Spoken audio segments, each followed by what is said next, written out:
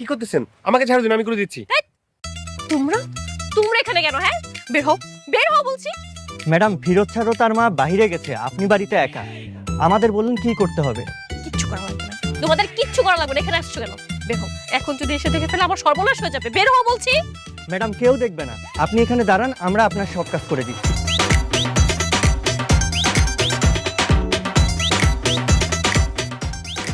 আপনি এখানে বসেন, আমরা আপনার সব কাজ করে দিচ্ছি।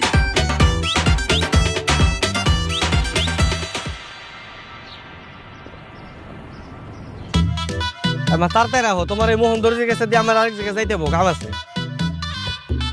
এই এই থাম থাম থাম। কি আবার? এই তোর শ্বশুর না তোর জি?